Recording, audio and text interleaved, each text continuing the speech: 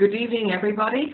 Welcome to Ireland, a very wet Ireland, as we all share our lockdown experience, but there's a great feeling of solidarity amongst all of us as we strive for better opportunities for our learners, better experiences, and at all time wanting to enrich the learning environment and assessment opportunities across our own further education and training services, and also the unique opportunity to share with you all this evening. I feel really privileged to be here. I believe we've over 100 people online across Europe and Ireland, which is fantastic.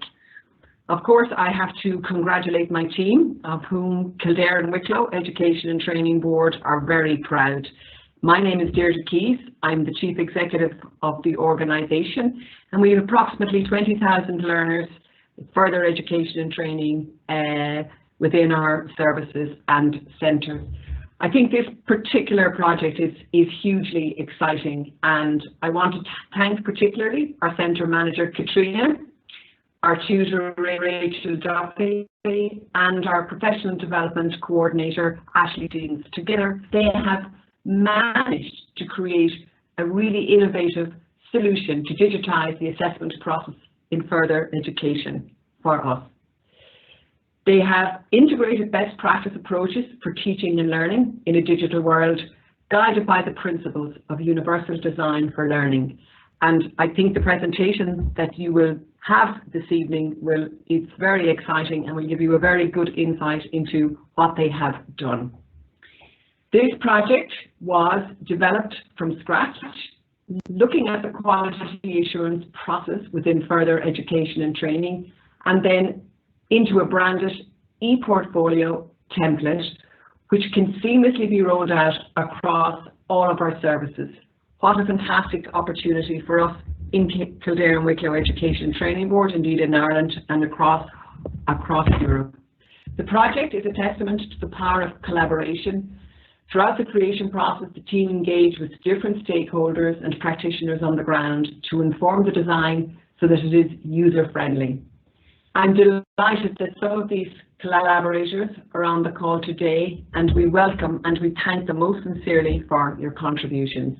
This is a very timely webinar, as this is European Vocational Skills Week, where the theme is Vocational Education and Training for Green and Digital Transitions.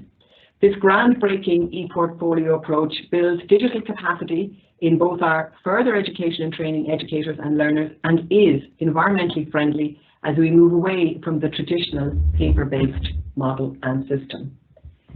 Finally, I know and I want to acknowledge there has been a huge amount of work behind the scenes pulling this event together. I would like to thank Professional Development and Technology Enhanced Learning Team Coordinator Ashley Stevens and Wendy O'Sullivan for bringing together this webinar. I hope you enjoy it. I hope you gain from it. I'm certain that you will. So I'm now delighted to hand over to our coordinator, Katrina Cullen. Thank you.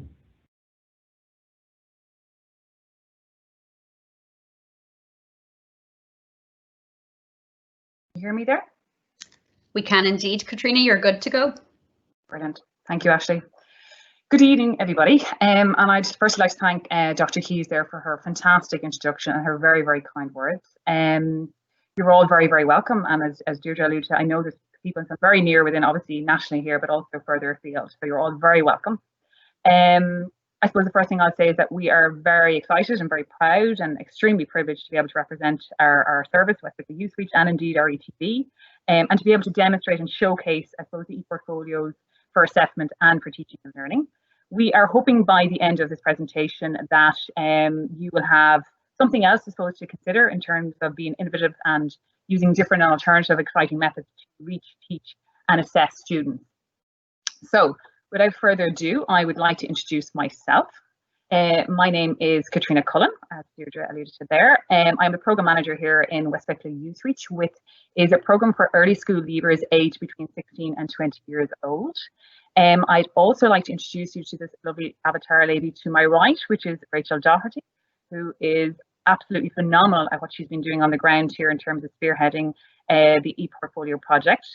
I would also like you to see two really nice, beautiful avatars pictures there also on your screen. You're going to see the lady right in the middle there, which is Ashley Stevens, which is our PD coordinator, and over to your right, another lovely lady avatar is Wendy Sullivan. And again, these ladies are, I have to say, working their magic in the background there this evening on the back channel and doing a lot of help and support work. So thank you, ladies. I suppose, look, it really leads me to say, look, you know, as Deirdre said, I suppose, look, we're asking people to sit back, relax, and we really hope you enjoy our presentation. So first and foremost, I'm going to bring you kind of just for the agenda of the evening, just so that you know kind of what we're kind of going to take you through and the experience you're going to have. The first thing is that I'm going to bring you through both an introduction and an overview of the ePortfolio project to give you a sense of really the how, the when, and the where. That's going to bring me, obviously, lead me into the number 2 there in terms of planning, the implementation, and the overall management. And I suppose my real role and responsibility on the ground in terms of bringing this with my team and with a lot of help and support to fruition and to the success stage that it's at. I'm then going to hand you over to my wonderful colleague, Rachel Doherty. And Rachel is going to give you a live demo of our ePortfolios for assessment. And that has been very successful on the ground here. It's something that we have taken from literally design back in April right through to the QA process and right through to assessment fruition in terms of external authentication. And we'll explain more about that as we go through. Following that, I'm then going to, Rachel's then going to hand back to me, and I'm going to introduce the fabulous and wonderful, brilliant students that we have on board with this evening. And we're delighted to be able to bring, I suppose, the student voice and capture that, the magic of that and her involvement, her experience, and really let you hear about what it's like on the ground here in West Wicklow Youth Reach in Ireland. Following that, Rachel and Megan are going to give you another demo. They're going to give you a demo on the ePortfolios for teaching and learning. And again, that's a new, exciting, another initiative that we've launched only since September here in West Wicklow Youth Reach. And again, it'll give you further insights, I suppose, you know, how we've taken this e-project to the next level. So that's another exciting piece which we hope that you'll stay tuned for. Following that, Rachel is going to hand you over to the very well known and very highly regarded Mr. Dan Hamilton. Dan Hamilton is an external authenticator here in Ireland and has been for quite a number of years. And a lot of us are very fortunate to have known Dan and know his high standards and hold him in really high esteem in terms of his feedback and his engagement in the quality assurance process. So Dan is here to give you first-hand feedback on his experience of our ePortfolios and give you some insights of his experience. Following that, we're hoping perhaps towards the end, if we have time, we might be able to take a few questions and answers, and that's really where we're at. So I'm going to bring you to my first slide, which is really about the overview and the introduction of kind of, I suppose, how this started and where it came from. I suppose over the last number of weeks and indeed the last number of months now, I've been asked many times like how or where or when or how did this come about? I suppose, look, you know, globally, not just nationally here in Ireland, but obviously globally, we were all spun into a very different world, you know, last spring, when obviously the global pandemic of COVID-19 struck us all, and really gave us, I suppose, a very big change in all of our lives, not just in the educational landscape, but across the board in terms of our own personal life. But I suppose from an educational point of view, you know, it presented very strong challenges and many of them, but it also gave us many opportunities for us to consider to try something different. You know, when we were asked to, I suppose, pick up our bag of tricks and our teaching tools and go home and teach remotely, we obviously were very challenged in that sense, and we really had to adapt and transition and adjust really quickly. I suppose within my role as staff manager here for West Wicklow Youth Reach, I look like every other manager, from an educator's point of view, or educators even within the classroom, you know, we had to start looking at, you know, coming up with new innovative or creative or flexible ways to really be able to, I suppose, reach our students and teach our students and assess our students in a very, very different way. And in, I suppose, in a very, very short space of time, we have to do that. So like you and everybody else, I suppose, in terms of being an educator, I mean, we all went in our search, we all started doing a bit of research, we're all trying to look at ways of how we could make this better and how we could make it accessible and reachable for everybody. And I suppose one of the things that came across my desk, you know, from a bit of research and even from talking to many colleagues across the education world, was the concept around using ePortfolios for generally just for teaching. So it's something that, you know, we would have brought to the team, had a conversation around, and I'm very fortunate that I have a wonderful team here in West Wicklow Youth Reach who would very much back and be very enthusiastic about getting involved in anything new or innovative in that sense. So look, it wasn't that hard from that point of view to consider something new. Another reason, I suppose, which made this very easy for us to start was we were well placed. We were already using the Google Suite and indeed the Google Classroom and many of the applications. So our students were well placed. They were already on board onto a system like that, and that was working quite successfully. We also engaged with Zoom quite a bit, and we were using that for Zoom classes. A lot of people I know nationally and globally were using and still use to this day. We're using other applications such as, Wakeit, Flipgrid and Padlet and many other ones that I could mention all evening. So I suppose we had experience. We knew we were coping with that, but I suppose we weren't just happy with it. We were looking to start, I suppose, revise our curriculum, looking at program planning. We were looking at our vision, I suppose, overall pedagogically, how we could do things much more better, maybe in a much more streamlined kind of way. So as you can see there on your screens, there's 6 puzzle pieces or jigsaw pieces. And I suppose when I was asked to, speak about this, I kind of was like thinking, okay, how would I kind of sum this up? What are the core elements that really we would attribute to the success and fruition of this project? And it really came down to these 6 core pieces, I suppose, of the puzzle. The first and foremost I'm going to mention is really around the learning experience, because ultimately that's why we're all here tonight. It is about learning ourselves, but also for our learners and our students on the ground within our classrooms, within our programs, within our schools, and within our subject areas. Always for us and for everybody else, I'm sure on the screen tonight, learners are always at the forefront of all your decision making.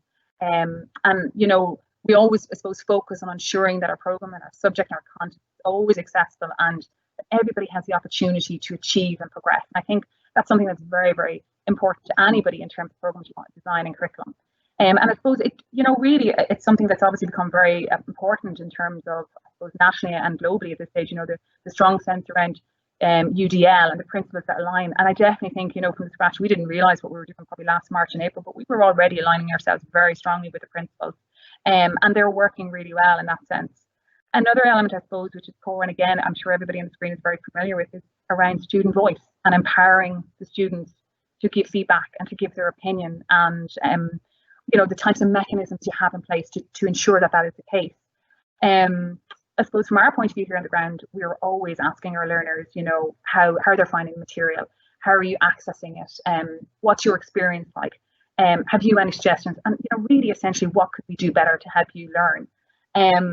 One of the things I can just think of offhand in terms of feedback that we would have got, I suppose, last April and May, really when we were in right in the throes of adapting to our new educational landscape online and working and teaching remotely and learning remotely, the feedback that learners were given. And actually Megan, our student who I'll introduce you later, will absolutely attest to this, that, just to give you a very small example, that, when we were using Zoom, and Zoom is a fantastic platform and we use it quite successfully, but they were struggling with us sending them codes and, how they were accessing that. And there was emails going back and forth, and just keeping, even like we all know, working with emails, keeping track of emails and managing file management around it is difficult. So I suppose that's feedback we took on board and thought, look, what can we do, I suppose, to streamline that? So look, learner experience is absolutely core to what we do. I think the next thing that I would like to just make a quick mention to is around cultureship, leadership, and management, and I suppose PD. Like, I suppose the culture element, I suppose, really would be from the point of view of creating that environment that encourages and enables your staff team to grow, develop, and build their professional and personal capacity. I suppose I would very strongly view this as a very serious part of my role in ensuring that, look, I make sure that my staff feel that they have permission to, and the opportunity to try something different, to try something new, and even if it fails, so what? That, look, we've tried it and we can learn from that. I'm very big on asking my team, what do you think of that? And what's your opinion, and what can we do differently, and how can I help? And much to my own detriment at times, I do have to say. But look, if you don't ask those questions, we won't have the answers and we won't know what we're doing. Another thing that I'm really big on acknowledging is everybody's contribution, because everybody has something unique to bring to the table, in terms of skill, competencies, and everybody's different, and everybody sees the world differently. And I think it's very important that we all, we take those things into consideration. I suppose in terms of, allowing your staff the opportunity is one thing, but making sure they have the time to do it. And look, it is a very busy world that we now live in a very new world in terms of, teaching remotely or in centres, or depending on what sort of restrictions are in place. But, just to give you an idea that, we would very much strongly encourage professional development, have done it, particularly obviously in the last, number of years. And I can confirm at the minute, like 50% of my team are doing the Universal Design for Learning course, which is currently running here in Ireland, and 75% are actually engaged with the new DigCap, which is a newly rolled out PD program, which Kildare with the Education and Training Board just literally, I I suppose, launched, and 75% have already signed up for that. And I have one member of staff who's, the fabulous Rachel Doherty you're going to meet, who's doing a master's in educational practice. So I suppose really it is about creating that culture and that environment where staff, want to actually get engaged in PD and want to upskill and want to learn. And ultimately, it is for the benefit of them, but also for their students in their classroom and their subject content and the overall curriculum. So all of that is very important. Another thing, I suppose, in terms of, core elements, which we think were very important, was the involvement, obviously, in terms of our quality assurance office here in KWETB. And that was really about ensuring that we were meeting our very high standards, which we do have, and ensuring our compliance in terms of, regulations regarding that and our templates and our structure. We also received a lot of logistical support from our EA office, our QA office, in terms of obviously the assessment for the ePortfolios and submitting that, and kind of the process around that, which I'll briefly describe as I move to the presentation this evening. And then overall, we've had to review our templates for the ePortfolios for both assessment and not quite the teaching learning, because we're not quite there yet, but we're on different versions now. We're on 2.0, which Rachel will give you a demonstration on later. Again, that would have been signed off, in terms of quality assurance, and our quality assurance office are very, very closely with us there. Another, I suppose, element is the organisation, supports and structures. We have a wonderful, as Deirdre alluded there at the beginning, we have a fantastic PD TEL team here in KWETB, and Ashley and Wendy are very much at the forefront of that and leading that and driving that and doing a fabulous job. We're very fortunate. We've had wonderful summer sessions again where staff have the opportunity to engage in real-time webinars regarding different things in terms of TEL and PD, and all of them are obviously recorded and can be accessed at any stage. Obviously, I mentioned the new DigCap PD program, which is another great opportunity. I do have to acknowledge as well at this stage Ashley Stevens. I know a lot of you are very familiar with Ashley on screen, both on a national and an international level, and Ashley has been absolutely tremendous. She's been fundamental to, in terms of getting this project really over the line. And I do, myself and Rachel and the team, really do have to thank her, because we have had unlimited access to Ashley for quite a number of months now at this stage, and she really injects a serious level of vitality and energy, which I know a lot of you know exactly what I'm talking about. Her insight, her expertise, and her knowledge is phenomenal, and she really has really helped us, and we've learned an awful lot from Ashley. So Ashley, thank you very much for that. Another element which we do have to acknowledge and thank is our senior management team here in KWETB. Ken Fury, our director for PET, was fantastic. He very much got on board straight away and is very much endorsing and supporting our program, and he has invested in terms of ICT in particular, which we're very thankful for. We have 3 wonderful AEOs again who have given a lot of support and endorsement. And we've been given the freedom and I suppose the overall flexibility to be innovative and to be creative. And without all those kind of organisational supports and structures, again, I really think we would not be here today. So they do really deserve acknowledgement from my part. Okay.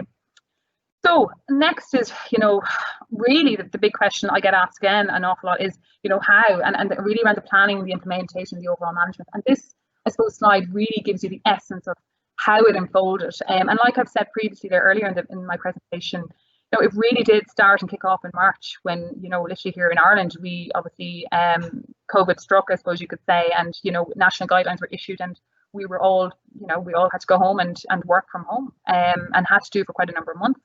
If you scan across the screen there from left to right very quickly, you'll see the word remote, and it really essentially, it has been. There was very little in-house or, in-centre, on-programme kind of prime time here on site, in terms of the process. So I'll just talk you really briefly through it, just to give you a sense of kind of what was involved in terms of planning and implementation and what it looked like on the ground here for us. I suppose initially it really started in April, when we were literally having conversations on the ground in-house. And I know my staff at the time, both Caroline McCabe and Rachel Doherty, actually went off and did a bit of PD on their own time, and they went to a Wriggle seminar regarding ePortfolios and came back absolutely full of enthusiasm, lots of ideas, and we're really like, yeah, let's really have a go at this on the back of the conversation we had earlier. And at that stage, we were really getting in contact with the PD person, which is Ashley, like I mentioned, and we kind of took it from there. In May, it went into really the design stage and designing the template and the structure and getting it ready to roll out across all of our subject, which we did, and the staff would have populated and all the folders and ePortfolios, I should say, and would have sent them then obviously to me. And that really would have brought me to June at that stage. Now, all of this, bear in mind, is done remotely. So we are using platforms such as Teams, and we are using SharePoint. SharePoint is where we would have shared a lot of obviously our documents in terms of the IB. The idea is the internal verification process here in Ireland, which requires that we internally verify all of our assessment material before it's submitted to the next level, which is the quality assurance side of things. So that remote internal verification process is actually carried out by myself in my own house. Now, anybody that's familiar with Ireland, I live down near Glendalough, which is a fabulous part of the country. Not always great internet, I have to say, but we managed. I certainly did the internal verification there, and I did every single folder without actually physically touching anything. It was all done remotely online. One thing I would say I definitely could have done with another screen, and that's definitely learning from me. But it was carried out there in June. At that stage, I was submitting all of that internally verified assessment ePortfolios. I was submitting them to the QA office, which is the Quality Assurance Office that's there with KWETB. And at that stage, it was literally linking ePortfolios to a folder in SharePoint, and it was very straightforward, very easy. Literally clicks of buttons once you kind of knew you were ensuring people had permissions and editing rights and that sort of thing, but it was very straightforward. There was no going into Centre, picking up box or picking up folders and dropping them here, or anything remotely like that. It was done remotely. Then it took us to the next stage of July, which would see a natural kind of time where external authentication would have happened, and that was carried out, as I mentioned earlier, by Dan Hamilton. Now, I'm actually not sure where Dan lives. He might tell me this evening, but I know Dan obviously can carry this out in remote, again, possibly in his office or at home perhaps. And Dan would have carried that out, and he would have externally authenticated our ePortfolios from there. And then at that stage, we really went to August, and we went to the final stop, I suppose, of the process, and that was our robust approval meeting, I beg your pardon. And that was really the sign off, the rubber stamp, kind of the green light going, yes, these have met the standards, and they are put through in terms of certification, and students are obviously awarded their achievements within their subject areas for their awards. And again, that was done remotely using our platform. And really, in the next stage for us, as we knew we'd gone full cycle with our assessment portfolios, so the next step really in it, and what we planned, I suppose, really was to go then teaching and learning. And in September, that's exactly what we did. We worked again in terms of the structure of the template and created a uniformed approach and rolled it out in September. And we're currently in the throes of continuing that rollout at the minute. So that gives you a sense of kind of just a timeline of events, kind of how it happened and what was involved. I suppose the next slide that I'm going to bring you to is really, I suppose, this is my sales pitch, guys. This is where I'm going to sell it and really tell you why I think people really need to consider this and why we're really pushing and showcasing this is really best practice. This is showcase kind of stuff that people need to be considering if they're not already. The first thing is streamlining and embedding quality assurance. And it really is across the board in terms of the process, really from the concept to the design, to the delivery and assessment. So like it's real life in real time, and that's the great thing about it. Time saving, absolutely. I mean, I've already alluded to that in terms of there was no going into Centre, there was no picking up portfolios or anything that we'd normally do in a tangible kind of way. It was all done remote, and it's very easy to replicate because it's templates. It was literally just copying them. Ease of access, and we really like this, I suppose, the sense of that you could do it anytime, anywhere, and that really was the case for staff in terms of the process, in terms of the assessment. And it was very easily done from home or in the office. It's also, GDPR compliant, which is obviously on the minds of us all at all times, ensuring that we are compliant in terms of personal data and people's privacy. And obviously because of where it is securely stored, that we are compliant. So number 4 there, enhanced program planning and increased cross-curricular collaboration, including the UDL. Really that's something we definitely would have experienced, not on the ground, but, in the virtual world of being on the ground. My staff are meeting more and more day by day. And there was a hell of a lot more cross-curricular collaboration because we had that more uniform approach. People were much more aware of what other people were teaching in their virtual classrooms or on site. And making it as accessible as possible and having that uniform approach really would mean, very much aligned ourselves with the whole UDL principles, like I mentioned. The uniformed approach, I think that was something that was really big for us in the beginning when we started the design. It really was important for us that everything was accessible, that we were making it as easy as possible for learners to, I suppose, access, reach and learn effectively. And no matter what classroom they stepped into, whether it was virtual or on site, that they were having the same experience of what the content and structure looked like, but the subject was different and the material was different. And maybe the instruments for assessment or teaching might have been different, but essentially the look was the same. And we've definitely got a lot of feedback on that, students definitely would have felt that was the case. evidence backed up and securely stored in the cloud. And I think that really goes without saying, and being able to access that and feeling that it's there. And there wasn't a case of anybody was losing anything, which was really good. Environmentally friendly is obviously a really big one. I think it's something we all need to be very, very, mindful of when we're doing our footprint in that sense. Cost effectiveness and economic, I suppose there's an economic benefit there organisationally, but it's a case of we've no printing costs as such. You know what I mean? You're not printing paper or handing out notebooks or things like that. Everything is done more and more, I suppose, electronically. So it does be more cost effective in that sense. Right. So the next thing I'm going to look at is obviously the benefits for learners, and I think that's really, really important. That we look at that. I suppose for us, empowering learners and giving the learners more opportunities to have autonomy and freedom over their learning. And I really do think that the ePortfolio very much facilitates that. And you'll see that later when Rachel demonstrates both the assessment and the teaching and learning portfolio. It really does.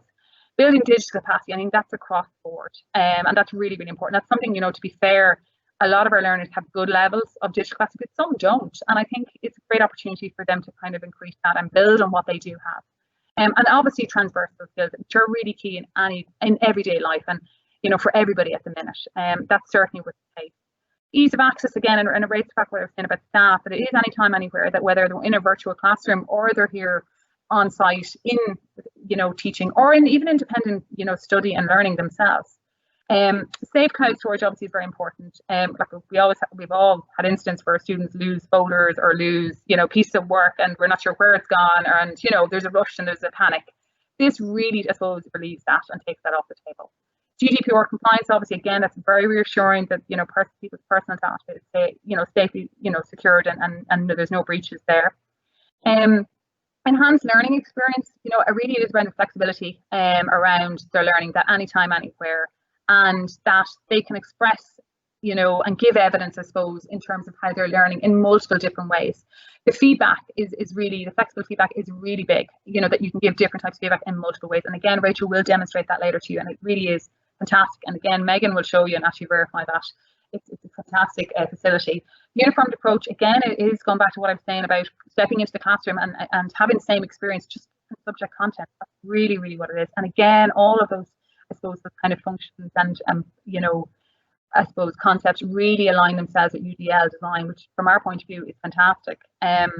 Building a flexible culture, and I do think that anytime, anywhere, that it's not in the instant. It can be first thing in the morning, it can be in the afternoon, or it can be late in the evening if it suits you and you're a night owl.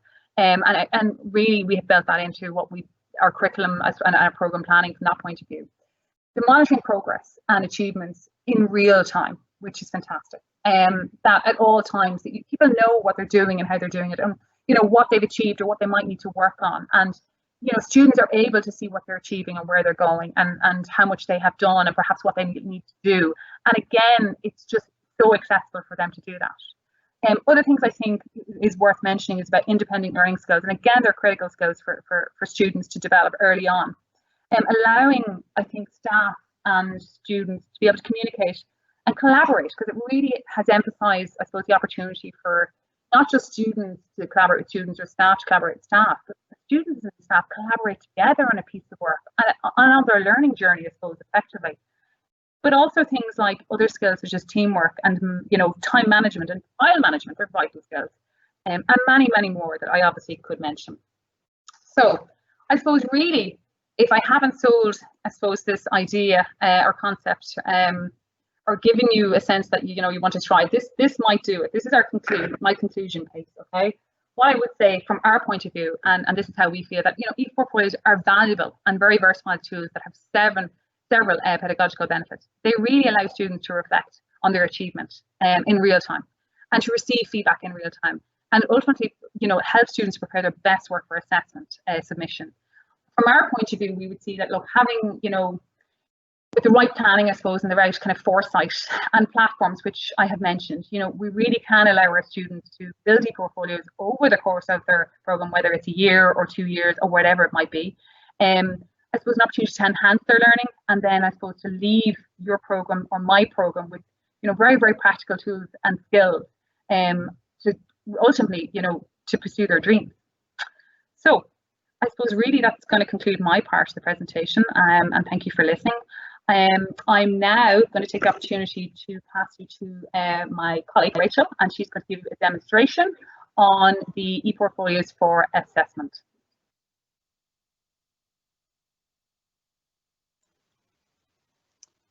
Thank you so much, Katrina. Can everybody hear me okay? Just getting you ready, Rachel. We can hear you. Perfect. Thank you so much. Lining up your screen.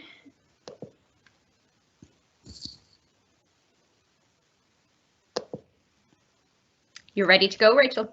Thank you so much, Ashley. And thank you so much, Katrina, for giving such a clear overview of how we've got to the place that we are in now, and really how far we've come since those days back in April when we were all stuck at home permanently. I'm absolutely delighted to be able to give you all a tour, a walk through our ePortfolio templates, and to show some of the important functionality that they provide. I really want to give you a flavour of how this works from the perspective of a tutor and also from the perspective of an assessor, because obviously that is my role and we do wear that those two hats. A little later we will also have a look at how it works for our learners in the classroom. Just quickly before I dip into the portfolio itself, I would like to explain how our ePortfolios fit in our broader context in terms of our teaching, learning and assessment strategies, and also the digital platforms that we are using. So as you can see here, both our ePortfolios for teaching and learning and for assessment are built and homed basically within the OneNote app. Really, OneNote is made for something like this. It is a digital folder or a digital binder, and you'll see with its structure once I'm going through the demo how well suited it is.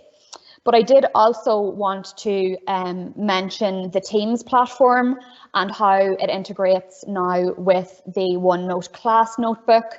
It's been an amazing tool in terms of keeping the communication with the students. Excellent streamlined system for grading and assessment submissions. So that's been another really fundamental part. So what I'm going to do now is I'm going to directly dip into our assessment template. Okay, so this is our assessment ePortfolio. For anyone who opens it for the first time, the very first button that you will find is a Start Here button. As you can see, we have provided kind of a roadmap or a signpost as to where to navigate to in the notebook to find the different elements. The next piece of documentation is the module overview. So this would have traditionally been that piece of paper that we all would have printed out, filled and stuck on the front of a box or a ring binder folder. So it has the details of the module, the assessor and the contact details of the assessor. And that's built into the template and obviously can be filled directly in. Another thing that's in here, which is a really good quality check, is we have an assessor checklist. So this is really, really useful to make sure that you have included everything required for the authentication process. Again, it's built into the notebook. We have some nice tick boxes, which makes that easy to fill. And again, if there's anywhere that specific comments are needed, you can type directly into the checklist. And then the final bit of kind of housekeeping paperwork there is the IV, so the internal verification checklist. So in my case, it would be Katrina, who is IVing my folders and ePortfolios now. So she would go through this list and make sure, again, it's another quality check that I have included everything that's necessary. Underneath that, we do have a resources tab. And for our ETB, what we're going to do there is we are currently building that out with a couple of best practice examples of how to use the notebook.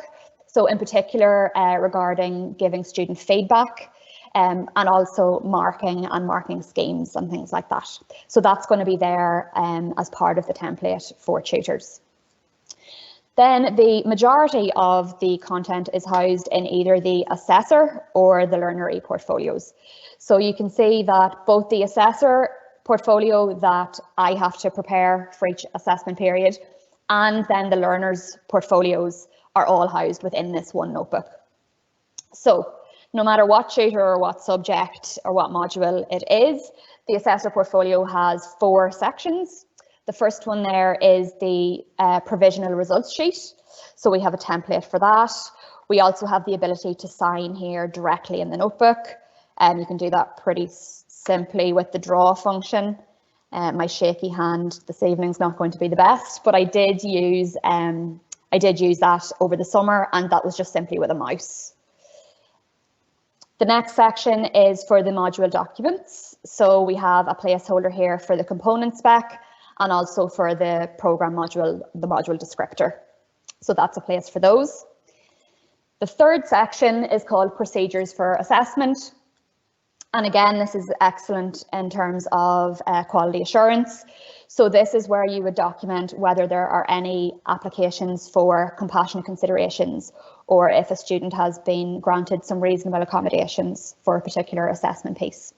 And what's really nice about that is because the learner's work is also in here, you can include a link which would bring you directly to that learner's piece of work.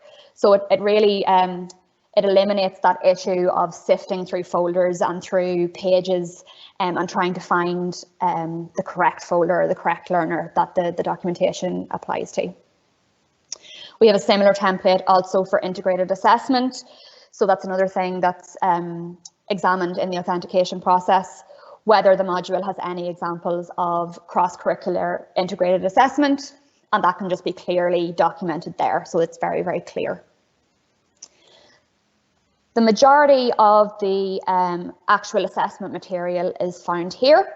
So again, everybody would include their assessment schedule. That would come first, and we have a nice template for that.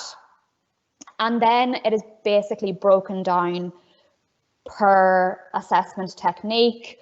So it's basically only when you get to this level of the notebook would there be any difference between my portfolio and somebody else's. Everything else can remain streamlined, and then it's module specific here. So for example, this is where you might have your collection of work or your skills demonstration. So within each assessment technique, it's laid out with the brief, any assignment material that was provided to learners, and then the applicable marking scheme for that piece of work. So that is an overview of the assessor ePortfolio section. So now I will dip into the learner ePortfolios. And so what we've done for our webinar is we have included 2 webinar students here. We've called them Anna and Sam. And just to show you that each student has the same 2 sections built in. So whether you have 2 students there or 20, they will all look the same. So I'm going to have a look at Anna's. So the content in Anna's portfolio here is related to level 4 IT skills, which I teach and which went through the authentication process in the summer in the ePortfolio system. So first in the student section, we have the learner marking sheets. So this is the learner marking sheets from the QQI module descriptors. What I have done there and what I did in the summer is again use that draw function and just fill that in with my mouse. Another interesting way of doing that, we have another example here for Sam. So this is the marking sheet just transferred into an Excel template so that it will automatically calculate the marks for you.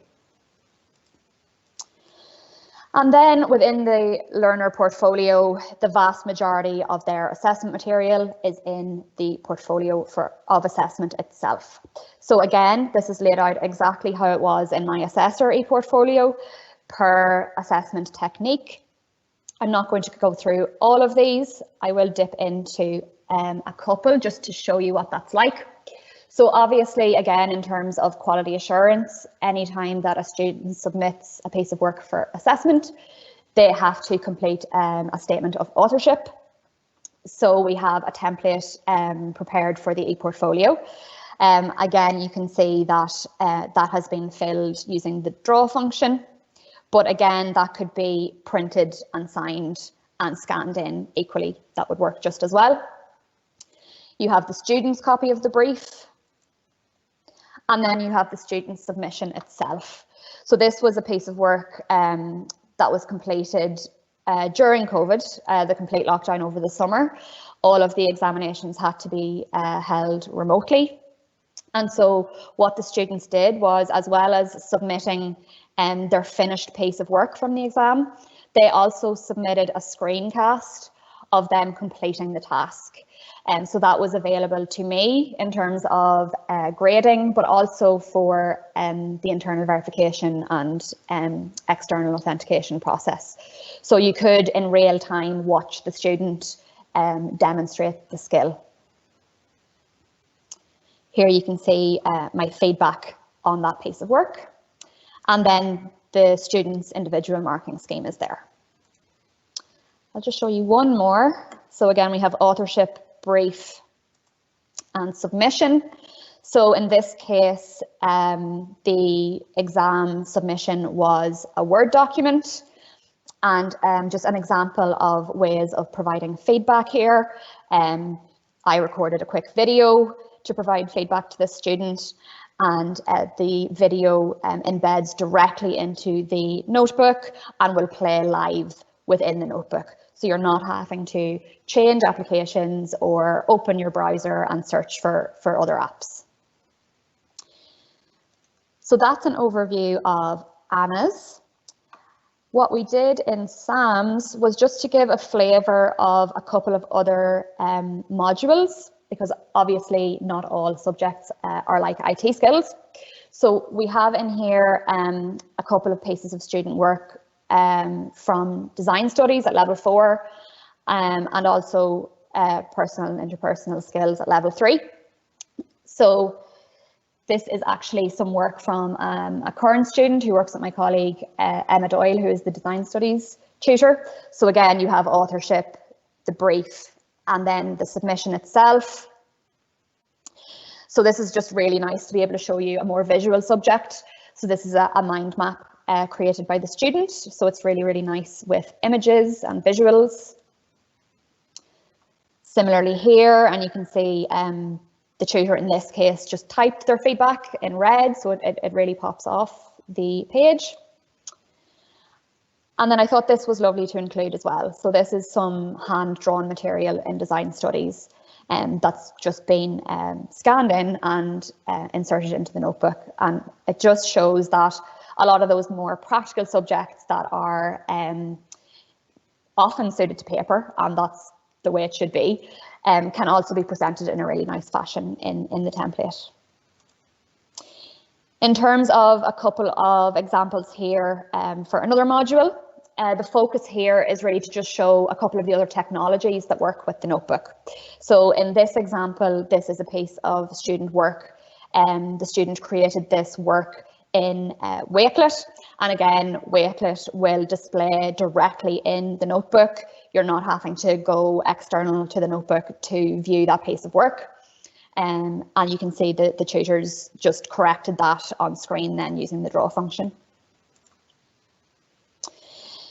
In this case, this is a piece of work submitted by a student in video form. So this is Flipgrid, another app that embeds directly into the notebook and plays from within it. And finally, this is an example of using Microsoft Forms. So again, it completely embeds. And what's fantastic about that is not only can you set up your form to automatically grade the student's work, but if you see here with the green box, just below the green box actually, you can provide automatically generated feedback so that the student can receive immediate feedback on a piece of work, which is pretty amazing too. So that takes me to the end of my assessment ePortfolio demo. I would like to now go on to talk about the teaching and learning ePortfolio. But just before I do that, Katrina, if you can turn on your mic, if you would like to introduce our first guest. Thank you, Rachel, and a really fantastic job there. And you really gave us a great insight and walk through the assessment ePortfolio. So thank you very much. I suppose now, as program manager and coordinator, it really gives me great pleasure, and we're very proud and very privileged the fact that we can introduce a student, and I suppose give everybody on screen the opportunity to hear and capture a learner voice, which is obviously really, really important, and it's our own business of education, and it gives us a chance to hear her experience. So without further ado, I'll introduce you to Megan Rigney.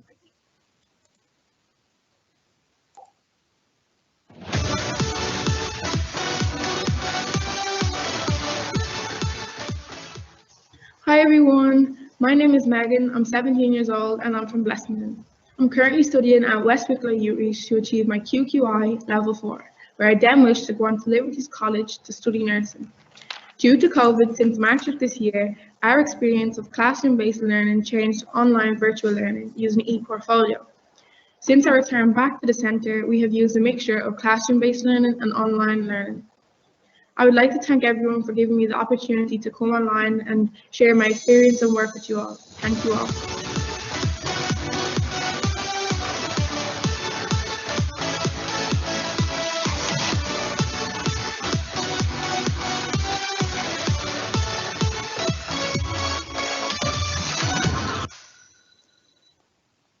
So, Megan, can you hear me? Hi Rachel, yeah, I can hear you. Hi Megan. Oh, that's such a fabulous introduction, Megan. I don't know how I'm going to follow that. You're going to have to help me.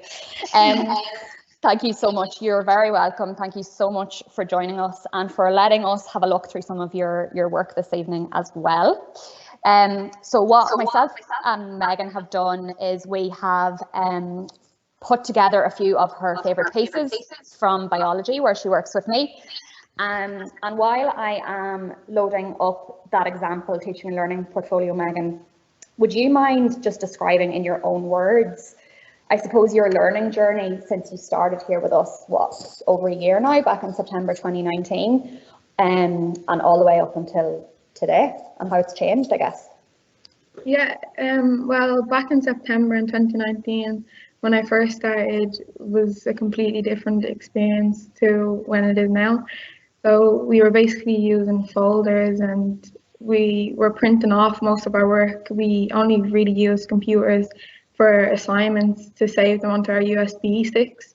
And as far as doing online work at home, we never really done any of that. There was no homework in the sense. And then it came to March when COVID started to happen and all the centres and schools had to be shut down. So we switched automatically to emails and Google Classroom, where we were sending back and forth to our tutors our work. And then after that, we switched over to Zoom and we started doing online classes through Zoom. That was a completely different experience from when we first started, because we had been outside the centre, so it was different. Then we started this September, we started using a new system of Teams and ePortfolio and Microsoft, so that was completely different. It was a way better experience to the both of them, if I do say. Okay, that's really interesting. And in terms of, okay, let's just focus in a little bit more, because I think it's really interesting and the experience we've all been through in terms of the complete lockdown, March, April, May time. How did you find, the work with emails and Zoom and all of that at that time? Well, when we were sending in our emails from our work, it was like very crowded. It was hard to manage and it was really crazy. We were getting emails from Zoom to say that we were joining a Zoom call and we needed specific codes to get into them. So it was really hard to find stuff. And just to know what we had to do, it was confusing to know like what work we had due in and what we've already done. It was very messy. Yeah, that was totally understandable. But like, if I can say, I think you and your classmates did absolutely fantastically. And, Megan, you're one of the people who managed to complete their entire IT skills assessments in lockdown. So you should be really, really proud of that. So what I'm going to do, Megan, is I'll open the notebook. Okie dokie. So if you don't mind giving me a hand just chatting through this. So first of all here, just for anyone who's not used to OneNote's class notebook function, it does look slightly different. In every class team that you have, OneNote will automatically generate a couple of different sections for you. One of those is the collaboration space. And it's really good because it's a space that is accessible and editable by everybody. So this is some of our work from biology. Megan, do you want to chat a little bit about this? Yeah, well, we use the collaboration space mostly for when we do experiments and we take photos. It's really helpful for teamwork and stuff. Like when we take pictures during our experiments, one person only has to take a picture and post it in there, and we can all access it to save us from all taking separate photos and then having to send them all in. Yeah, that's brilliant. And then I have here as well, actually, this is some of the work that your classmates did earlier this week. So they were doing some research in terms of respiratory health, and it was really nice because they were able to share their resources with each other. And I guess it's kind of nice in a time where you can't physically be very close to each other, that you can see each other's work on, on the same page. So that's really, really nice.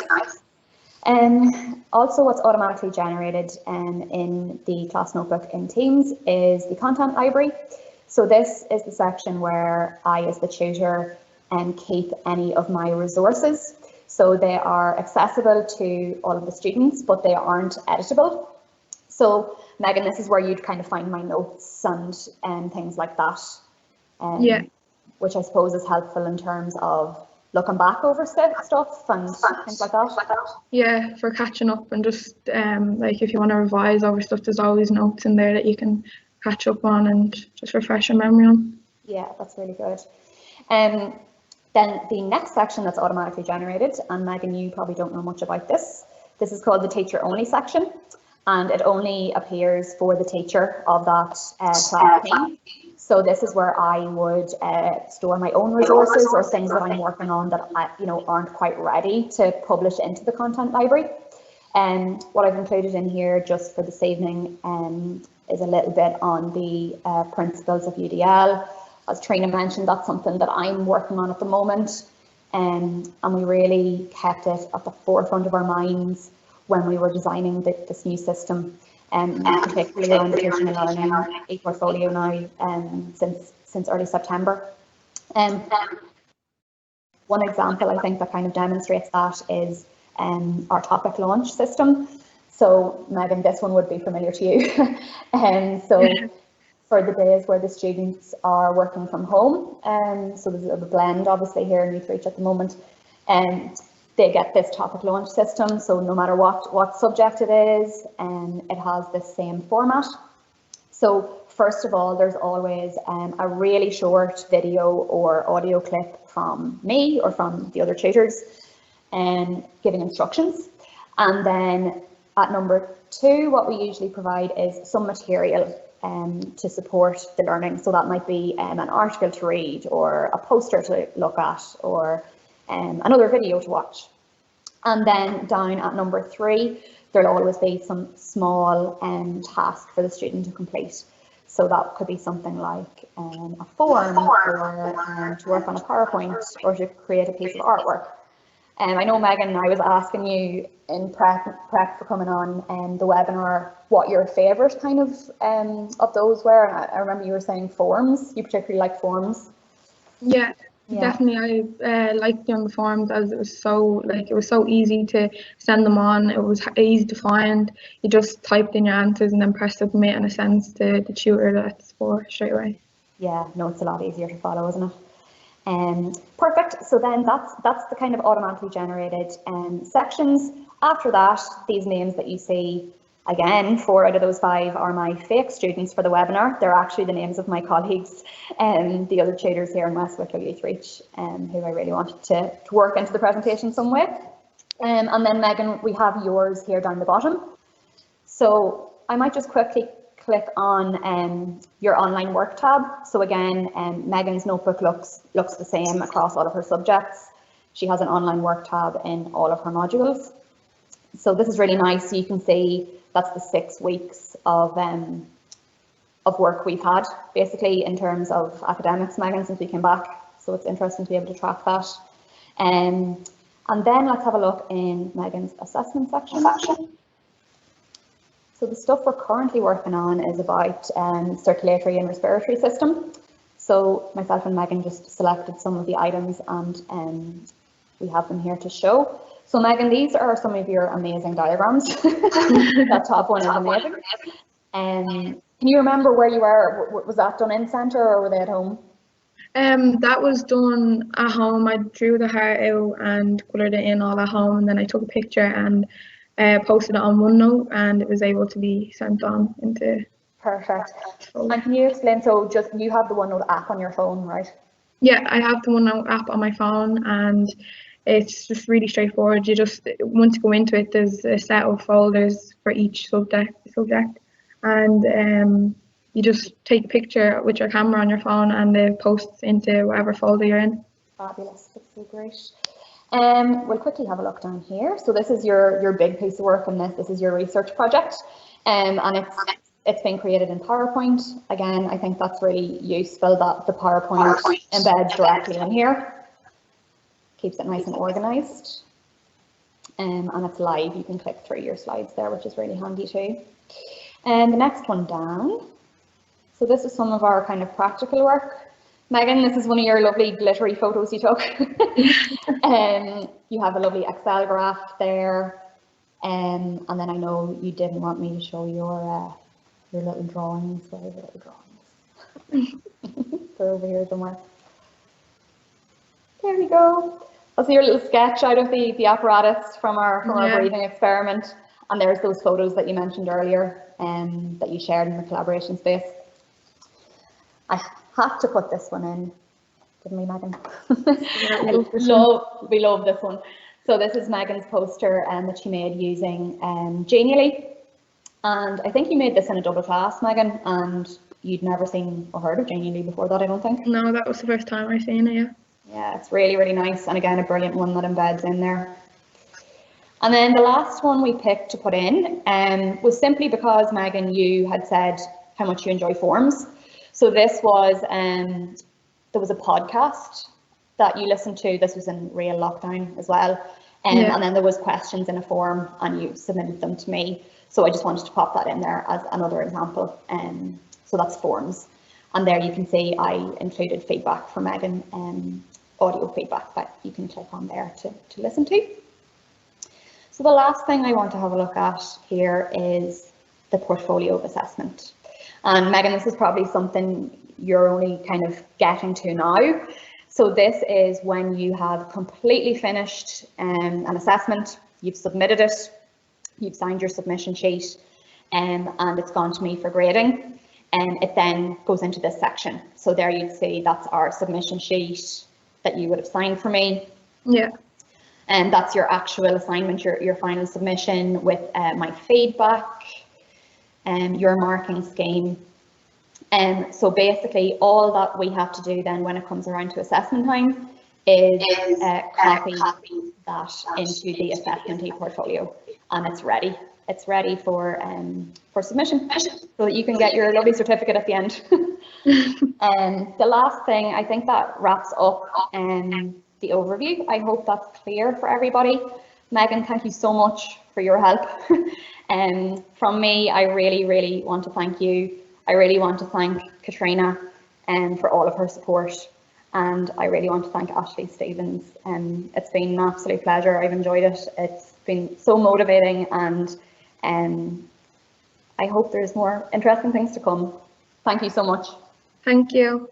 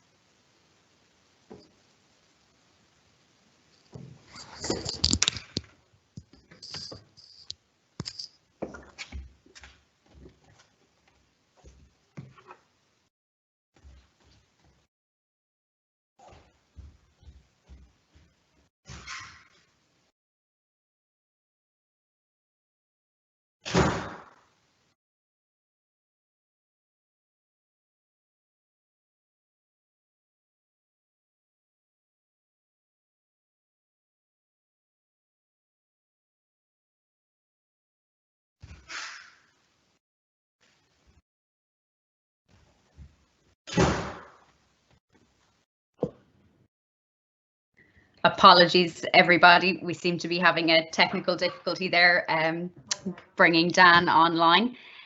So first of all, I would just like to say a massive thank you to everybody for tuning in this evening to our live event.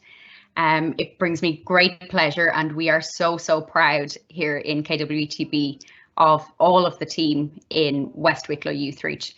Katrina, thank you so much. You know, I don't have words to describe how it feels to be a part of the project with you all. Absolutely fantastic experience. I learned so much along the way from all of you, and I think it really brings it full circle for me to be able to join up those systems and give our FED educators on the ground that input into, you know, creating a system that will make the learning experiences, the opportunity, the assessment process more accessible, and, you know, a really kind of more valuable learning experience for everybody. So with that in mind, I'm just going to quickly go ahead with a couple of things that I would like to say.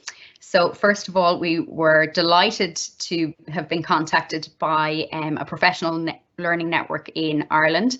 It's ePortfolio Ireland. So they are a professional learning network of practitioners and researchers. They're all based in Ireland. So they are headed up by Lisa Donaldson, Orla Farrell, Karen Buckley and Tom Farrelly.